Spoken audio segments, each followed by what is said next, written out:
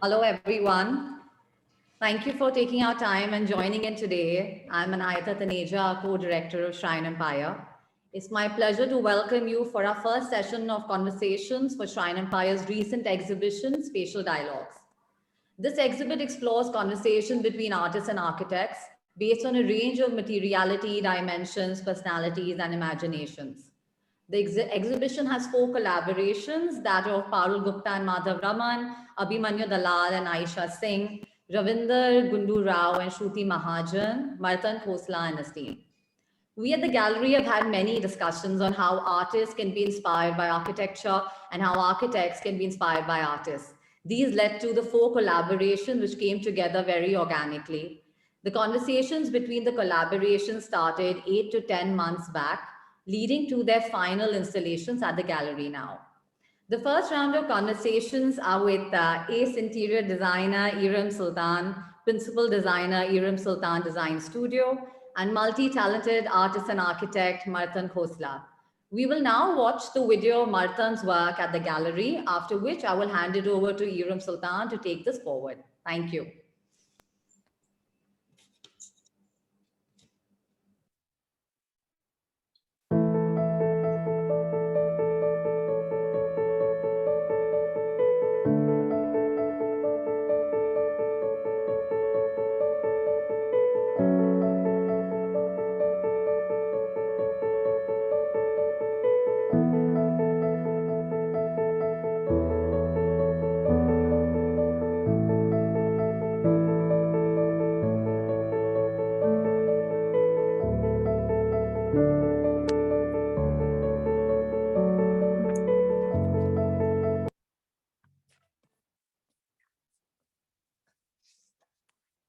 Good evening. Thank you for having me. Thank you, Anayata. Thank you, Shafali. I have major FOMO because I haven't been able to go see this work. Thank you, pandemic. Martand Khosla, if only a girl could be so lucky to talk to you about your art, as you've heard me say before. As you know, I'm a big fan of your practice, both your architecture and your art practice. And the very first thing that I'm actually really interested to know is this collaboration that you had with yourself, the architect who collaborated with the artist who's one person wearing two hats. And what was that like? Thanks, Iram. And thank you, Anahita and Shafali, for inviting me to be part of the show. And just before I jump into sort of answering your question, I think that it's a great, it was a great idea, and it's yielded some fantastic results. This idea of the collaboration between two practices coming together. So I noticed that, of course, I did not have. I was, I think, thought to be collaborating with myself. So obviously, this goes beyond just this exhibition. I think it goes further back to about a decade or since my art practice basically started. And I don't really necessarily look at my own art practice as being a collaboration between art and architecture, or I don't necessarily see this sort of binary that exists, that kind of exists in tension or exists in as a counter or a contrast to each other. I think that my take on it is that I think architecture, in a more common sense, the understanding of architecture is becoming narrow. I think that it's become where people just think of it as something where you end up building, and the end result of architecture is a built form or a re-articulated interior of a space or public space. Whereas I think the more one thinks about it, like, for me, it's very obvious that it isn't that. And actually, architecture encompasses within it so much more, from thoughts of architecture, from projects that get built that never, that get designed that never get built, from competitions, from ideas and books that are written about human settlement, about urbanism, about rural settlements, about cartographies, about so many other aspects that I sort of find to be a very integral part of architecture. And so while my own architectural studio may at times be, of course, it is concerned with the idea of singular buildings, but one's mind invariably is thinking about larger ideas and larger issues. So, I think that so I don't I don't intellectually sort of see a difference between the two practices. I think formally there, of course, is a distinct, sort of difference that you can see between what is the outcome of a sculptural or a painting practice versus what becomes an architectural practice, which is involved with construction and building and looking at the built form within a city. So I think that the tension exists not so much between the two forms of practice, but I think the tension exists much more between what we see around us in our cities and how one addresses it. So I think that what has happened over the years is that I think that's my roof about to fly off of my studio. We're all in the same so position. Yeah, I know I'm trying. I'm in a steel structure up on a top floor. So I think coming back to this idea that as a practicing architect, in the sense that I've spoken about, that you make small buildings, our role and our sort of intervention and involvement with the city or even with the rural landscapes becomes limited. It's unitary. It is about single buildings. Those buildings may be large, but it is still about kind of a small incision into a part of a very large urban scape. Whereas the art sort of allows for there to be a broader thinking around ideas of that very urbanism, not just looking at it from the built form, but looking at it from time cycles, looking at it through materiality, exploring it through law and the constitution and state institutions and migration and livelihoods and health. I mean, and violence and so many aspects. So I think that it is seamless as a practice at one level, because it is kind of trying to address a lot of these concerns. That has been very central to my own practice, I think, over the last, since I started. I don't think that, I've looked at like this, as blind men may look at an elephant, several at this the urban landscape around me in different ways and at different scales. So it's fascinating, because in many ways what you talk about, what your practice shows, is almost anthropological in many ways. It's vaster than sort of limiting it to one, and I completely get that. That fascination with the city is not limited only to the city. It's about habitation. It could be about, like you said, migrant movements or any kind of social movement and social structures that come through in your work very, very clearly. But what I have seen from the beginning of your career to now, and it's something that I've followed and love, has been this extremely clear line of progression, and it's so interesting to see that it hasn't taken a meandering path. You've stuck true and straight to your course. Whether it was the early works, which as you know, I absolutely love, the brick dust cases, to your current brick dust works, to what you did with metal earlier, the brass and woodworks that you did in between, and what you're doing with these beautiful metallic works where the wood is almost struggling to come out of them, and you can feel that tension, that movement in a completely still work. I would love to know, has this been a clear thought, or has this just been who you are that's taken this completely wonderfully clear sort of line of progression in your practice? That's a really good question. These sort of questions are probably articulated better when someone is seeing a practice from outside than when thinking about it from within. And as a practitioner, I think that my own personal journey about this has been very much,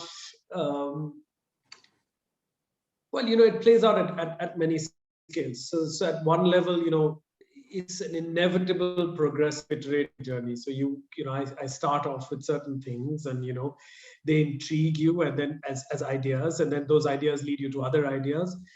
But also, I think it's important to not forget that the materiality of what I've been sort of trying to explore as through my art practice, which is true of every artist, is something that also has its own pushes and pulls, and it kind of it wants to do other things, and it takes you in certain directions, and then so I think that what has happened at one level, in a very sort of reductionist manner, perhaps, is that the scales of explorations have definitely shifted. I think that the earlier part of the art practice was more concerned with individual rights, with looking at the relationship between state and people. And I think over time, I think I find that I'm exploring more patterns where I'm sort of scaling out and sort of seeing cyclical patterns,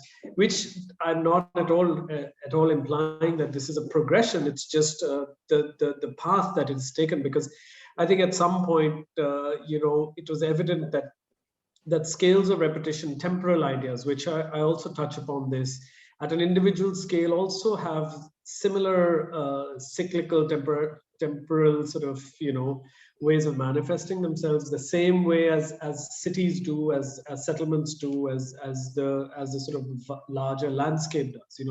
So I think that probably is definitely something where I probably see the scale of interactions kind of becoming wider and wider in a sense. But it's interesting. I mean, in these works, I've kind of returned to working with brick dust after a break. And it's come back in a very different form, actually. I think for these particular works that I'm showing at Shrine right now. So you do keep returning back to ideas, and you return back to materials, and they talk to you. So I think that's an interesting kind of journey for myself. And it's when you talk about this, it's interesting that you say this, because tell me, when you're working with different materials in your other practice, and I'm sorry I keep harking back to that, because but I have some understanding of that practice as well. And is there a material that sort of comes back to you in your art practice because you're currently exploring it in your architectural practice? The last show that you had at Nature Mort with those twisted doors, which were actually feats of engineering. I mean, that was something that an architect needed to wrap his head around. Which is why I come to this, that, is there something that, today you're working on a project where you're exploring materiality in a different frame, but I'm sure that, like you said, these boundaries don't really exist in your head. So how far does that influence your practice? So I think that, I mean, I've always sort of maintained this, that I'm very driven by the modernist movement in architecture. I think philosophically, I think politically, materially. So I mean, the idea of material, sort of the role material plays within architecture, and for us, even within our interior practice, it's very central that you talk about this idea of the true material, and how it manifests itself. And then when you're using kind of colors, or when you're using veneers of things and colors and materials, then they are sort of very much embedded within ideas of how life is celebrated or lived within a larger theory of what human beings on this planet are looking to do, and what their relationship with their habitation is going to be.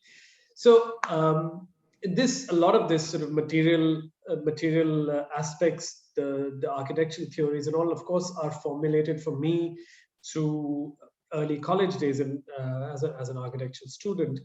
And while we were studying this also, I think that it was very, very important part of our practice, of our education from the first year onwards through till the fifth year, was that how important, how central material was within, like, how we were each project that we did every year, not just theoretically, but actually literally. So we kind of, I learned, I learned to cast concrete. I went to Japan and learned, woodworking for 3 months, and 3 or 4 months did a course there, laid bricks, cast all sorts of materials. So I think that there was a grounding that I had in my sort of early 20s that very much gave me a certain comfort with materials. And I think those materials very much are still the materials that are very central to the sculptural practice. I think it's brick, it's concrete, it's wood, and metal. So I think four kind of very, very basic sort of materials of construction of modernism. And so I think that there's definitely a tie in there. And I think that you're right also about when you talk about the engineering of things. I think that our training at some level equips us to think through solutions on paper long before they sort of actually are realized, And I think that you talk about the curved doors from the exhibition 2 years ago. They very much borrow from wood lamination and wood laminate structures in how they manifested themselves, like actually like how they were built and built up over layer at a time, and so on and so forth. So I think that's really also quite wonderful, because I almost feel as if like a model maker or like a student, I'm still continuing those practices at a micro scale that I may not necessarily be able to see through in a building, but it definitely sort of is there as very central to the sculptural practice. And I love that, because also there's this great clarity about how your politics influences your choice of materials, your ideology, which is, I think, sterling when it comes to an architectural or an art practice, to have the ability to do that. Interestingly, in this current show, when I was reading the curatorial note, it talks about your desire to create a revolution perhaps through your works, or to bring about change, which is, of course, no, I understand the nuance. But the reason I wanted to bring that up is because I think it's such an unconscious flow, perhaps through a whole lot of people, that Aisha Singh and Mr. Dalal's installation has the word Azadi, which played such a sterling role politically a few years ago in the country. And you can see that coming in their installation as well. But I'd be very keen to know about the politics of your art, because I think it is insanely political, and that's what I think I enjoy about it the most. From the tiny brick dust sculptures, almost encased, boxed in those beautiful little poly boxes. And Martand, I have not forgotten any of the faces that you drew.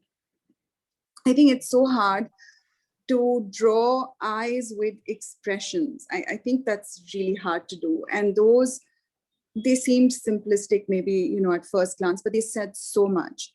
And, I'm very certain that your politics has a big role to play in what you do. And how much is about the city and how much is about the nation or the world or the environment? I mean, there's such larger themes at play here. Yeah. I mean, how can politics not be a part of a practice? I think that's like, I mean, it's of course it is central. It's central because it surrounds us, and if you can't not sort of have it be a part of it.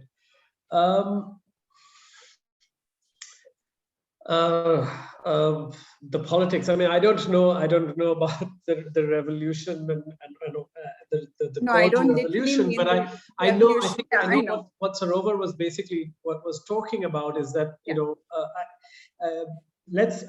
we could talk around ideas of what I'm trying to what sort of I'm trying to show at Shrine right now, and it started off as maps, and I don't want to kind of really speak about a broad-based sort of idea of politics within it, because I think that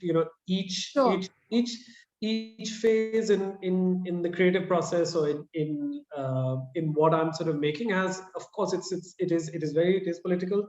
It can't not be it, but each one is having a different conversation. I think not very differently from us as individuals at one level, who are kind of trying to make sense of the things that go on around us and or not, like, because they certainly don't make sense anymore. They didn't earlier, but now we're sort of at a point where it's so we reach the ridiculous, tragically so.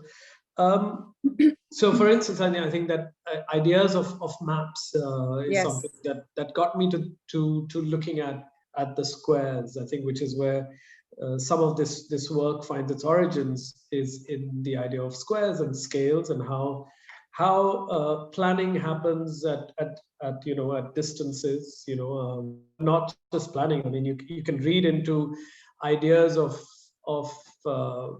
settlements, destroyed settlements that may be emerging, but there can be various readings into it, from sort of mapping, colonial mapping, didn't get that, and planning to probably drone strikes. I mean, it's not sort of this type of image also is becoming very much more common in our day-to-day lives. Actually, you see it so much more on television, you see it on the news, you see it on maps and Google Maps. I mean, I grew up sort of reading maps very differently from the role that maps play in our lives right now. So I think that there were ideas which kind of talked about how one gets distant from land, how land gets segregated, how land gets planned for.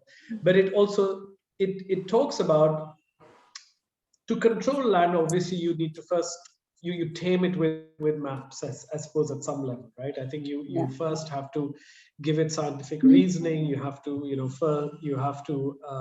then you have to divide it, and then you have to subdivide it, and then you kind of you reach a point where you are able to justify decision making, actions that you take.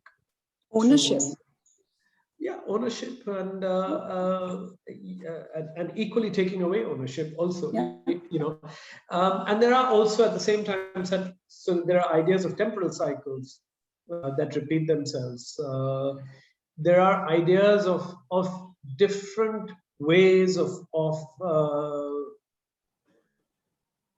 explaining, understanding, and living civilizations, right? So I think the grid definitely comes in from an Enlightenment era, science-based European idea of how do you break down everything? How do you break down species? How do you break down science? How do you break down elements? How do you break down land? How do you control prisons? How do you control education? So I mean, if one starts to look at those 200 years in Europe, when when science and geography and anthropology was being kind of was being tamed, out of that were coming ways of looking at the world, where you were able to break it down through certain systems. You were able to sort of justify actions, and we could talk about this at greater length. But out of that emerges this. But then also it was, you find in the colonies, you find a very different logic of how you start to how people understood the world differently, and of course invariably that conflict exists, that conflict of reason being the central axis of knowledge and therefore power, shifts to becoming ideas where you probably had other ways of approaching reason. Reason was not necessarily logical and scientific. So I think that these kind of conflicts have not necessarily died out, particularly from the age of Enlightenment till now, quite, and particularly so within South Asia. Right. I'm looking at, and probably other parts of the world as well, but I'm sort of focusing my own attention to that, what's around me. So I think that these conflicts, these binaries exist. written cultures, oral cultures, in relationships, in so many ways, in how land is seen. So I think that there are, so some of these ideas kind of play up within the work maximum capacity also. Where you kind of get this duality, and how do these two forms of thinking coexist? How do they, where there is friction, where there is kind of adjustment, where there are cracks, where there are sort of and this idea that even this, maybe this inarticulation between it being a painting or a sculpture, And actually, maybe in neither, No, and I think actually this binary, this sort of tension, this duality is what I think is beautiful, what I love about your work, that bricks that build walls and whole structures are reduced to dust that etches out maps and faces and builds it all together. So while there are boundaries that you define through forms, those boundaries are fluid. They are not permanent when you think about it. And I think this binary between what you're expressing and what your work is actually, image looking as an image is extremely interesting, because it makes you think. It makes you delve deeper. Why pick a particular material? So between the metal and the brick, the hardness of the metal, the certainty of the metal, but then I think the tiny pieces of wood that explode out of it, or even the stacked beautiful metal pieces that you had done with the wood, I can see is I think, we're going to run out of time because I can talk to forever, but binary and duality is an important part of your practice. And my last question to you would be, are you erasing boundaries or are you establishing new ones? I don't know. I think with your I practice, think in an attempt to erase, some new ones get built up, and I don't think of the practice or my thought process in that sense. But yes, I think the idea is that you keep going deeper and deeper, and you read more, and you see more, you kind of question more, and as you go further, you realize that you just kind of scratch the surface of the earth. So one hopes to erase certain boundaries, definitely, but also sort of maybe create other ones. I have no idea as such about that. So sorry about a vague response to your last question. No, it might have been a question which would have been not possibly thought along your practice, but it's something I thought of.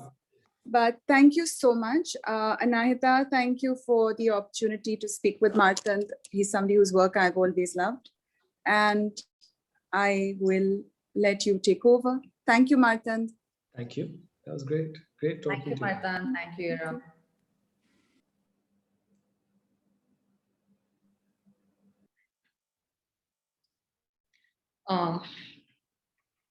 Good evening. I'm Shefali Sumani, the co-director of Shrine Empire.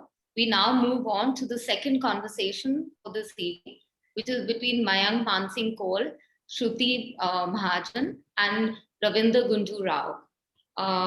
Shruti Mahajan is a visual artist and a textile designer. Ravindra Gundu Rao is a pioneering conservation architect and the principal consultant at Ravi Gundu Rao and Associates. Mayank Mansingh Kaul is a New Delhi-based writer and curator with an interest in post-independent histories of textile design, fashion, and design. They will be in conversation about continuities of construction, the collaborative work between Shruti and Ravi. And I hand it over to you, Mayank. Thank you. Thank you. Geetika, I will, okay.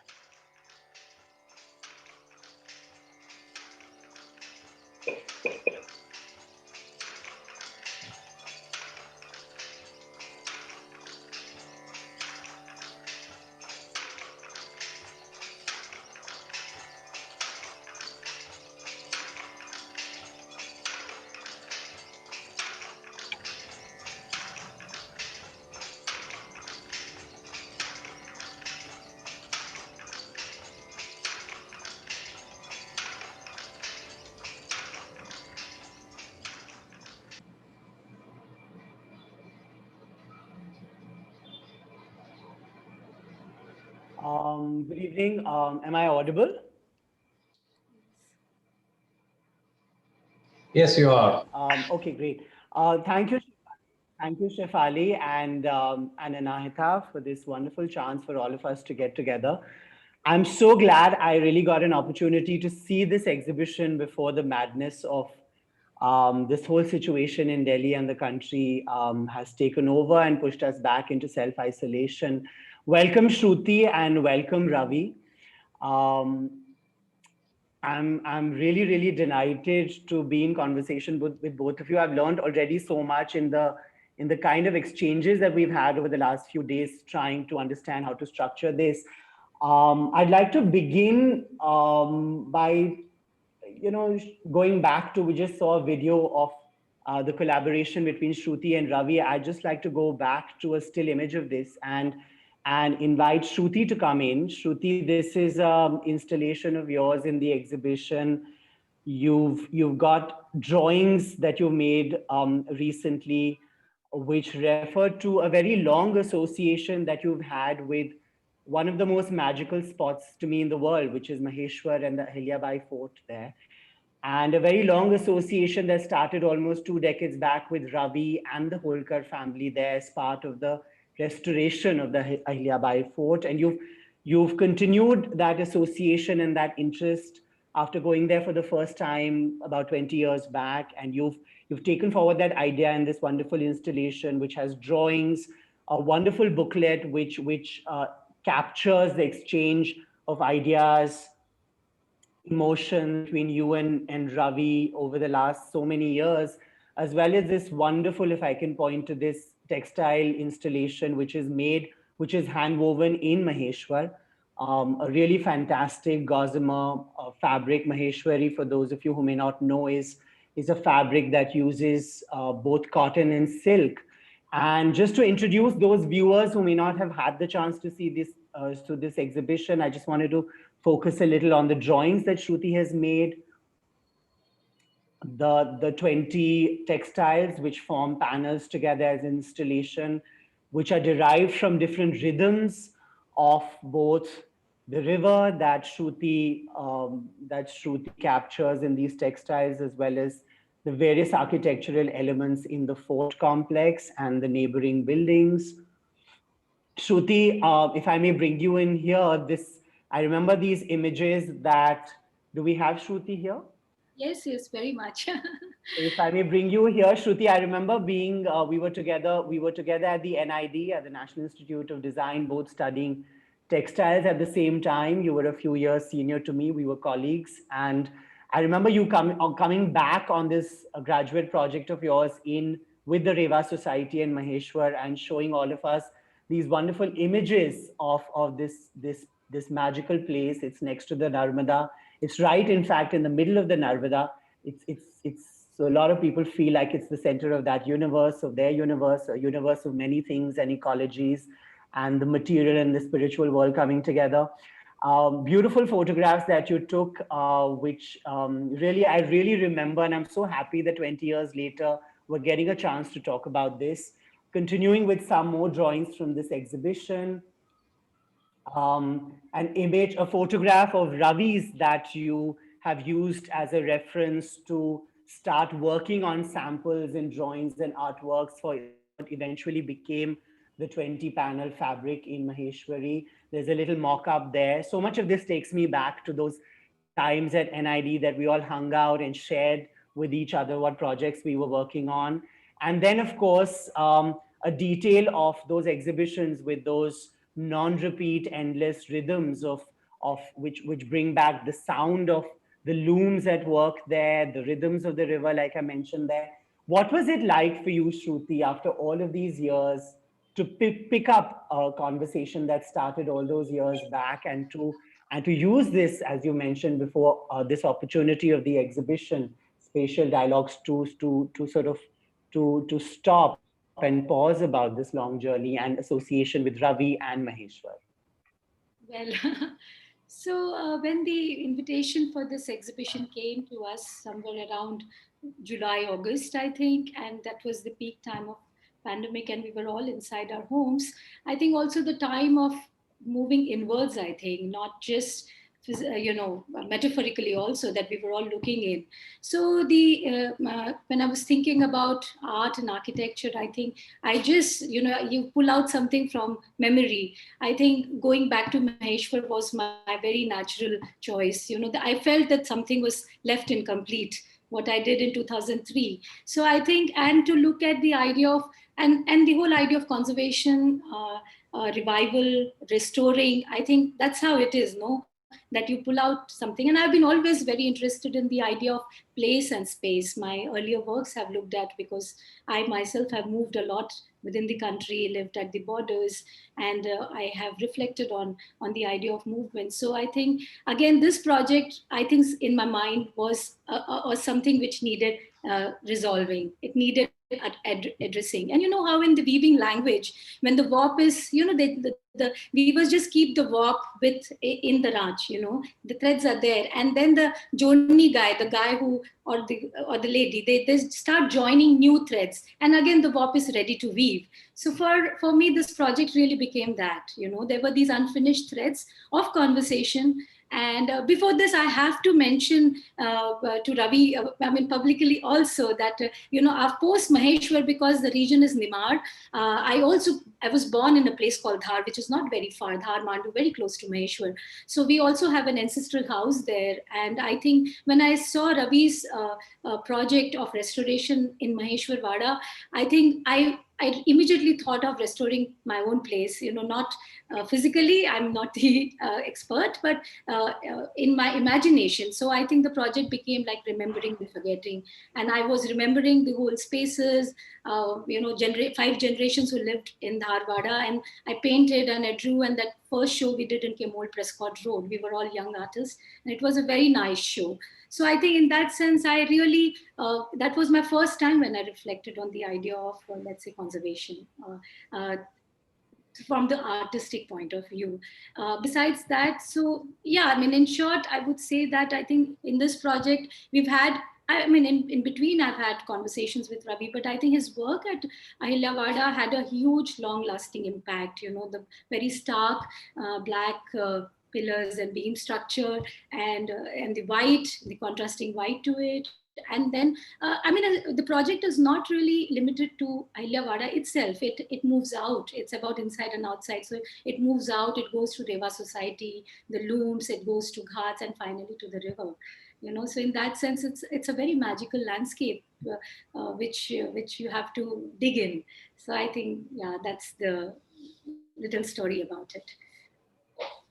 Thank you, Shruti. If I may just take the viewers to Maheshwar and the Ahilyabai Fort now. These are the banks of the Narmada. The fort, which is today a hotel, is right here. This is the Chhatri of Ahilyabai, and a temple complex. And here, if I'm not wrong, are sort of the remnants of an older fort, an existing structure from the Mughal period, I believe. I've had the opportunity to visit Maheshwar and the Ahilyabai Fort about 4 times now, and it really is an absolutely indescribable place. I just don't feel that we can really describe how it is. You really have to be there, but just to give a flavor, these are the steps that go from the ghat into the fort, and this is the outside of the Vada, where the gaddi of the rulers of Holkar were sort of, it was like what we'd call the equivalent of the throne room. This is the gaddi that they ruled from. This is the courtyard of the gaddi, where many of the elements have been sort of kept as they were for the last 250 years. Just to give the viewers an idea of what we are talking about, this magical space, this is one side of the Poshak Vada. This is really my favorite part of the Ahilyabai Fort. And this is a drawing by you, Shruti, as part of the exhibition, which builds up, as you said, constantly about these memories, a sort of like palimpsest. Ravi, if I may bring you here at this point, in many ways, your practice as someone who works in heritage conversation is very similar to what Shruti is talking about as an artistic process for her, going back and forth, continuities, this idea of what we normally call contemporarization, but but this building on something that exists and constantly kind of engaging with stuff, which in this sense, architecture, which is really living and breathing. And just to show the viewers some two slides from a presentation that Ravi earlier sent about, on the right is how the buildings were falling, on the left is how they went about restoring it.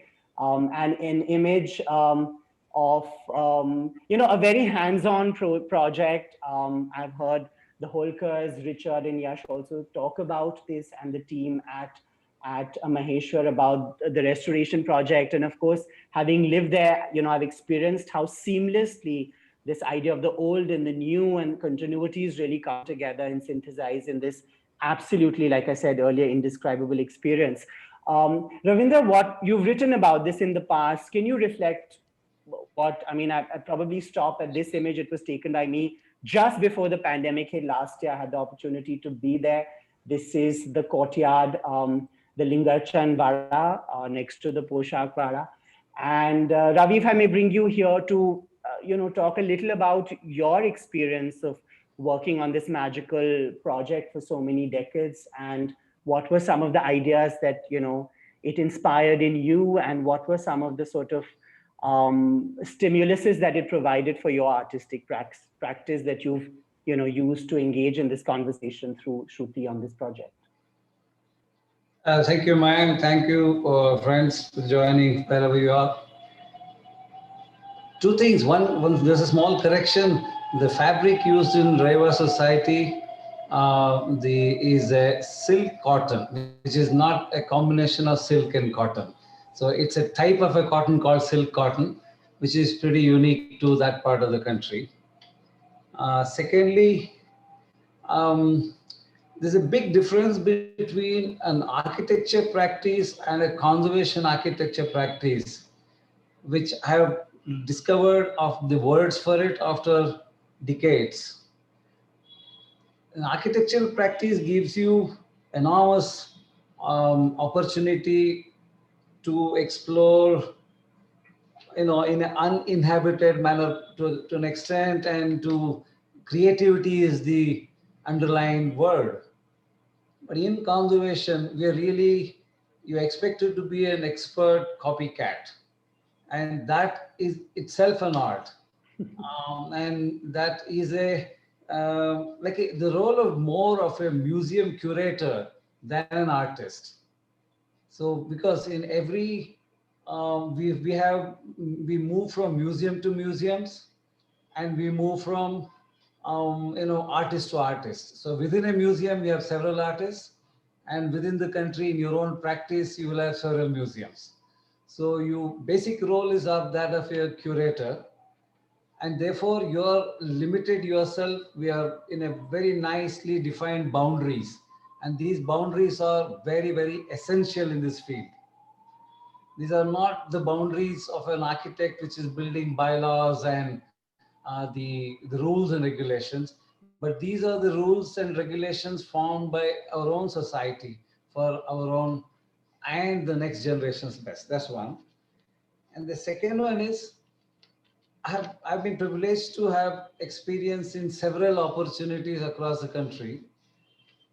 And I realized later on, the one in Maheshwar is different, because here was the difference between touring Agra, etc., for 3 days versus a Domingo Pays or Abdul Razak spending half their lifetime there.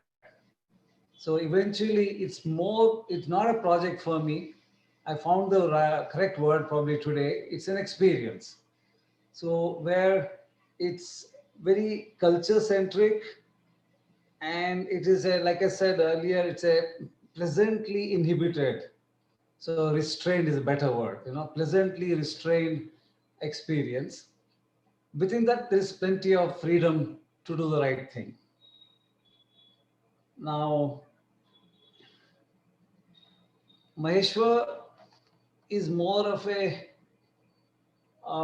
journey of rediscovering all the facets of your education, culture, background in one space. I don't know whether I answered that, but I don't know. But I was that was my idea of introducing this to you.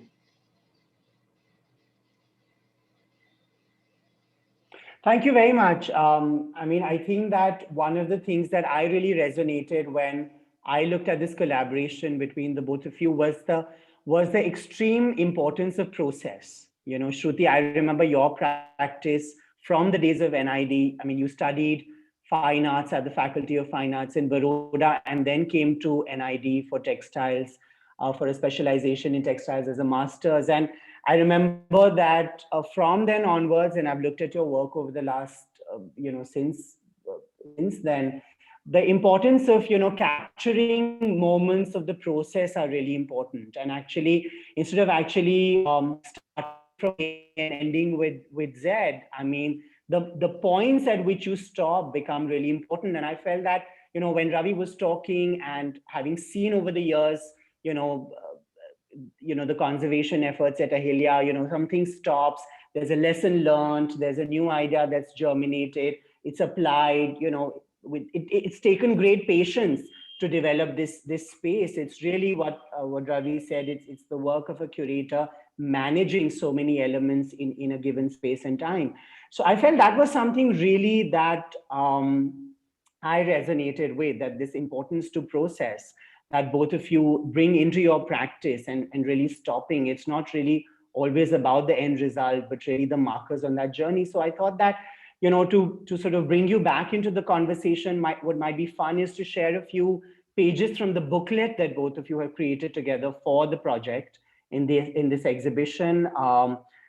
This is the before and after of the Chhatri opposite Mahalya's Chhatri in the temple complex. A kind of attention to detail, the questions that come up about how to replace an element, and how to do it best with the given resources and skills at hand.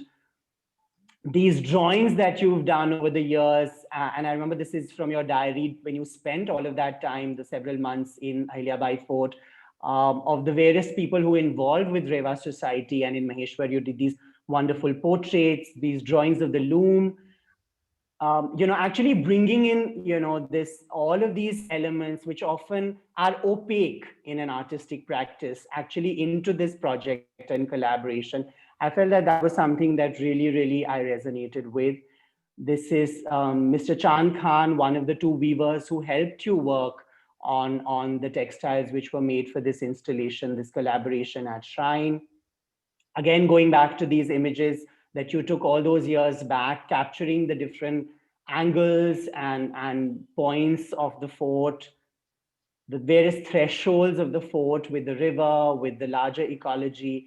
So Shruti, if I may bring you here, and then perhaps Ravi, I mean, what is this obsession with process, and what does it give to you in a practice that you hold on so dearly to? And is it an inevitability that you find, or is it something that you consciously work on and cultivate? Well, that's a very nice question, I have to say. I think process, yeah, I mean, it has been an integral part of working, because I think you're not, it's also one is not sure of the direction. So I think the process gives you adequate time to understand, assimilate, also to remove something that you do not want, or to add. So I think there is a great facility in working when it's very process centric, and to live in a place like Maheshwar, which had so much. I mean, as a student then, it was overwhelming first to live in Vada, where it was getting restored, and I was shifting one room to the other. I lived in Haldi, then I was informed that this would get restored to Kesar, then to Narmada. I mean, as a 22-year-old student, I mean, I was fascinated more than the overwhelm of the royalty. It was also the overwhelm of the space. I think I was responding to the space very much. And then outside Vada was this very spectacular temple complex, the magnificent ghats, art and the light and shadow play on that. So I remember I was really struggling hard to capture it, even in, and those were pre-internet days in some sense. We did not really have internet in the village, so all the inspiration that came for those textiles that we developed collectively with a group of weavers, I think really came from what was around. So I think one of the set of works really responded to these elements. So, and then the experiential, it was not cutting images and just taking them as inspiration. I literally was taking a small tape recorder, listening to Kumar Gandharv, really taking a boat ride. The boatman was also part of Reva Society, who would probably a Darban or somebody, and then we would go to other side of the river, Navda Tori, have poha and chai and come back. I mean, that was a very interesting daily routine.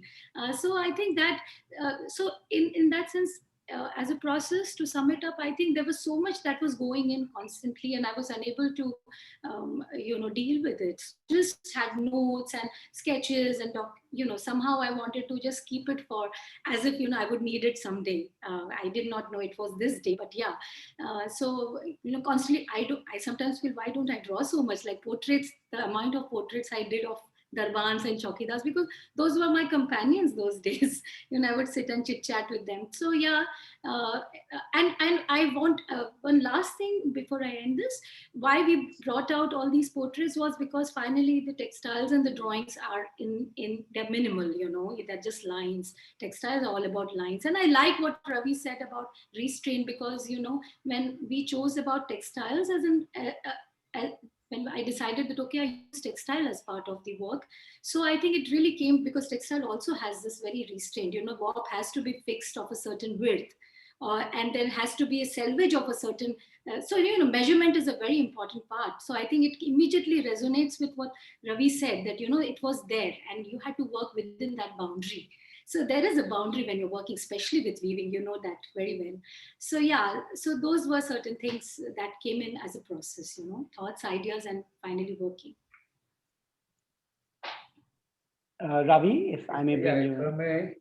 It's really like, classical music. So if you have classic, because you talked about Kumar Gandharva, I realized. So you cannot have classical music without boundaries. I mean, the ragas are, unmovable. Within within the raga, you have, mano, dharma, etc., which is, you can improvise, but so long as the scales are fixed. That's one thing. The second is, you are, for answering your question very precisely for the benefit of those who may not know the nuances of conservation in a little, in this way. A conservation architect is trained to, there are three pictures, there are three dots in the journey. There is a before and there is an after. So somebody like me, or I mean, hundreds of us who are trained and educated in this field, these two pictures are available to you. The existing is always there, and the after picture is already in your mind. So the rest is your journey. It could take hours, days, lifetime. You may never get there. So there lies the challenge, because we don't know how long it's going to take. It's not like a, I mean, it's something like a, Mount Everest. So you know where you are and where you're going to be. The point is, you can see it there. Now, for Edmund Hillary and Tenzing, he didn't probably know how many hours or how many foot packets, so on and so forth. So I found that interesting analogy. And then lastly, in the same framework, Maheshwara is kind of a place. I was just asking myself before the talk, was it a surprise? Actually, I thought maybe not. It was waiting to happen. There's a bit of Maheshwar across the nation. There's a bit of Maheshwar across the world. Now, I feel now today, I'm convinced it was bound, it was waiting for it to happen. It was waiting for me to, I mean, where is Mysore and Maheshwar? So it was there. It was, you call it whatever you wish to call it. It was bound to happen. And now the art part of it is actually a fantastic byproduct which you can at a much later age look back and see, oh, something else is coming out of it. Because if you look at it as a project, it's over. The project has a starting point, an ending point, and a bill and a payment and so on.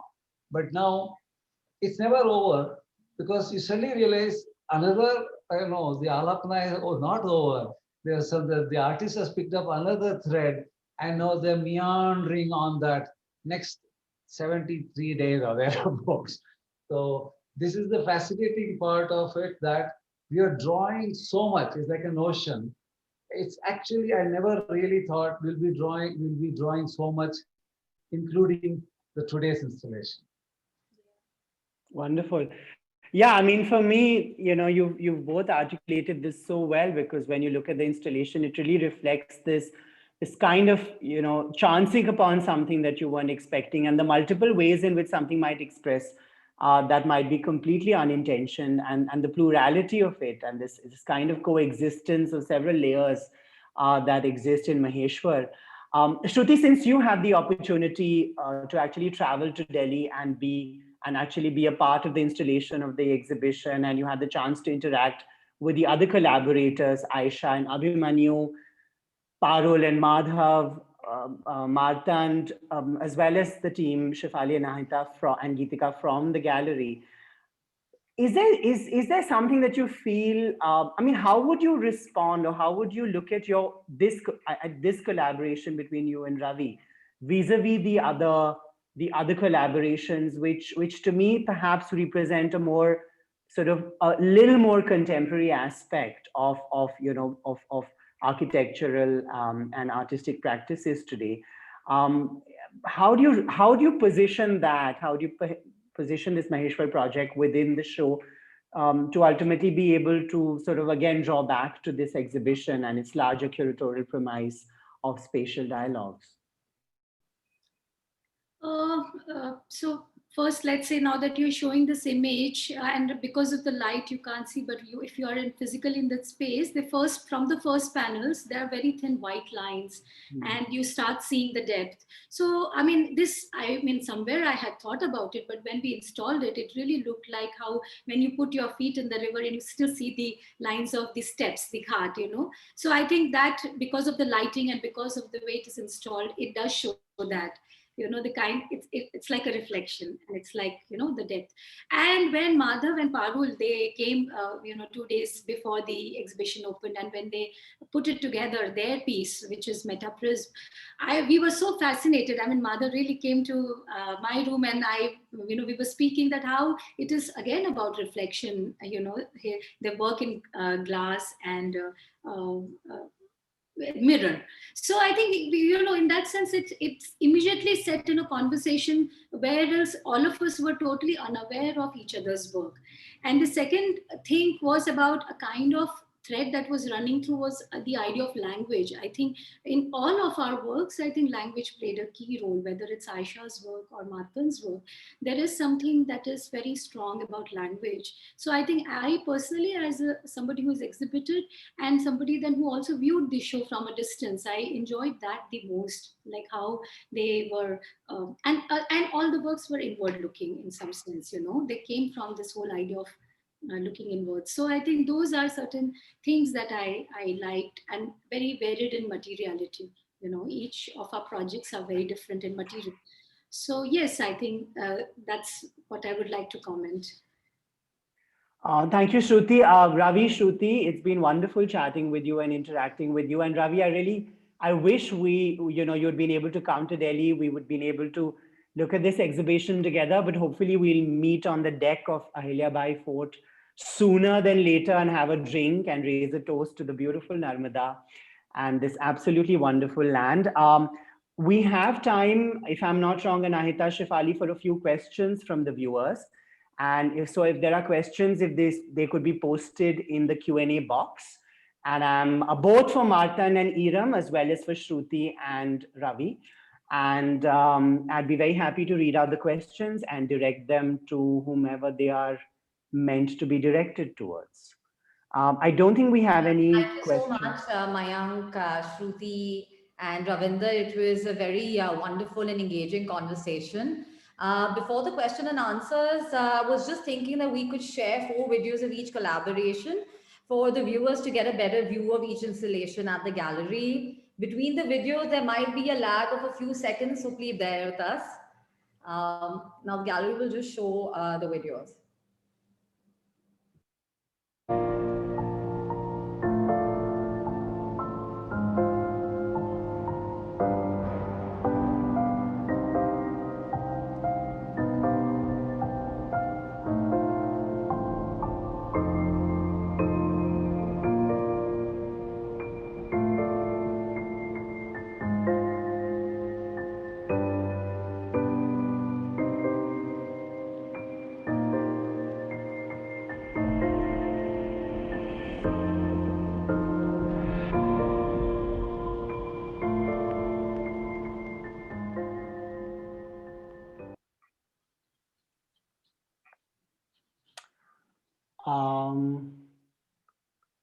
Thank you.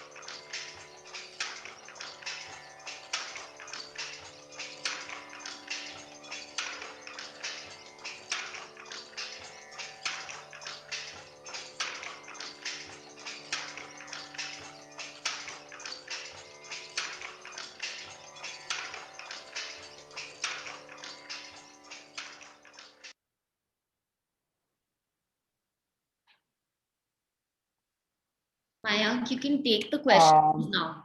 Okay, thanks. I think I see 2 comments to one comment to Ravi, one to Ravi and Shruti, and then a question to Ravi. So Indu Chakravarti comments, so well said, Ravi. I have reflected on this that you say for so long now. The big success of a conservation architect is almost in being invisible. And Indu Chakravarti also has another question. Am I just, sorry, give me a second. Okay, well, so there's a question from Bhavyata Agrawal to the panelists, but I think that I feel she might be directing this to Ravi. Do you feel difference in experiencing the space from the past to present? I mean, before and after restoration. Ravi, I think that's a question for you. Hi, Bhavyata. I mean, I actually already did, and I mean, not seeing the question, I did talk about there is a before and a after picture in the mind, which to probably a non-conservation architect, that picture is less perfect. I mean, the whole success of the education, if I may credit the education, is if you have the before picture is very much there, but you still have to picturize it in your own your camera. You know, you have to use the camera of your mind, not just sometimes you don't see what you want to see. I mean, it's not there, it's not on your face, so you have to look within. It's more like an x-ray photograph. It's more like a in scientific language, one of the remote sensor and whatever. So you see the before picture, and Bhavita is also a conservation architect. So, and there is an after picture. So the after picture is a skill. Before picture is also a skill. I mean, we think it's a still photograph, we take this, okay, we got everything, but you got nothing. So you really need to see the hinges, you need to go down into the materials, into so many things, layers and layers of it. We could talk for hours on that. And the picture after is not abstract. It has to be very clear. Let me tell you, this is very interesting because for those who are interested in this profession, that picture determines, along with the restraint, the success of the song, of the rendition. Sometimes it works. Sometimes, as a very learned musician, a 90-year-old person called Rajiv Taranath from my town, he said once in Kannada, he said, sometimes you get one note right. So it's not, forget about, I said in my whole career of 93 years of playing sarod, sometimes I get a note right. I understand that very precisely now in this before, after. So the before and after photograph in your mind has to be so good. When the actual one, what we put, for commercial purposes or for documentation purposes, is a useless thing. I mean, it's like you really get a picture book, a comic book of before after. It pleases proletariats, as it were. So for because the picture is going to change in 10 minutes after you took it. As somebody is moving in, he puts a different fabric. The owner or whoever it is, the user brings in a new chair and a new color and new something. He has every right to bugger it up. So, but nevertheless, in your experience, in your journey, so these are the ones. And then, Bhavyata, you know very well, the process in between we talked about earlier is the product of your determinate education. So there is no way you can achieve this without, if somebody thinks it's a free for all, you will get an after picture. And that picture is not Rag Bhairavi. It would be some other Afro-Cuban rock. You may like it, but it's not what you intended. You land up somewhere else. And if you're happy with that, it's fair enough. But if you're aiming for a Mount Everest, you got a very specific point to go there and put your agenda. You know what I mean, Bhavyata? So I've just, Indu, thank you for sharing the question again. Indu did have a second question, and it was a question for Ravi and Shruti. Repeating in case it didn't come through, yeah, that she's just sending a message to me. Ravi and Shruti, do you realize that your work has now added another layer or veneer to the experience of that place for everyone that has gone there after you? Your thoughts on having become embedded in the legacy? I just replied to her saying, I just did. Shruti, you take it further. Well, I do not know if I could comment on that, but I feel that both these projects of conservation and, let's say, the textiles, which are very much embedded in the cultural fabric of Maheshwar, I just feel that, you know, they are there and they will remain even if we are not there. I mean, it's something that exists. And also, like a heritage house or a home is it only makes it wonderful with the person who lives in there. It's the same case with textiles or fabrics. Who wears it, it belongs to them. So I think this particular project, I think, belongs to many. And in the whole thing of ownership, I think it goes out of our hands, you know, and it belongs to many people of Maheshwar. It belongs to the whole cultural fabric of the place. So in that sense, it is a kind of releasing project. It's not the project of holding it back. So I feel very content with that, you know, that many people will have their names with it. You know, people have woven it, who wear it, who use it, who install it, or yeah. Indu, you have of South Indian stock, and so there is a very famous Tyagaraja Bhagavatar rendition, which I'm sure you're familiar with. It says Entaro Mahanubhavulu Antariku, which roughly means so many great people have moved in this river. Now, he doesn't talk about the river. It's a very, very famous Kirti, as they call it, and you know, a song by Tyagaraja Bhagavatar, which says, Hindu, I'm sure you remember, that is Entaro Mahanubalu. So many people have moved here, and I salute them all.